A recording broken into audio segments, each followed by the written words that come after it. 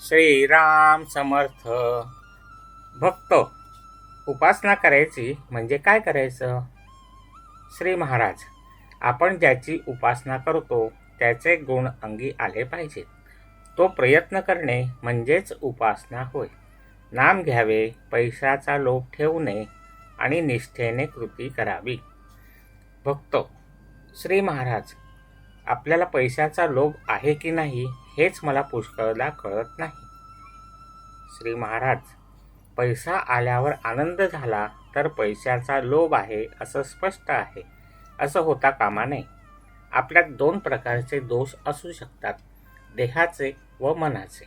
देहाचे दोष डॉक्टरला तब्येत दाखवून व औषध घेऊन काढता येतील, पण मनाचे दोष ते आपण स्वतःच काढले पाहिजेत आणि त्यामागे अगदी निश्चय पाहिजे. आपल्या मनात भलत्या सलत्या शंका कुशंका येऊच देऊ नये आणि भीती तर कशाचीही बाळगू नये. ह्या गोष्टी आपण आपल्याच काढल्या पाहिजेत. हे सर्व नामानेच साधेल, अगदी नक्की साधेल. नाम हा सर्वांवर खात्रीचा उपाय आहे. मनावर लक्ष मात्र सतत ठेवावे. कोणाच्या आहारी नाही जाता कामा आणि दुसऱ्याकरता वेगळं मुद्दाम करायला जाऊ नये. समजा एक जण म्हणाला तमाशाला चल, तर त्याला बरं वाटावं म्हणून तमाशाला जाणं हे काही खरं नाही. आपण कोणाच्याही ताब्यात नाही जाता कामा, एवढं तुम्ही सांभाळा.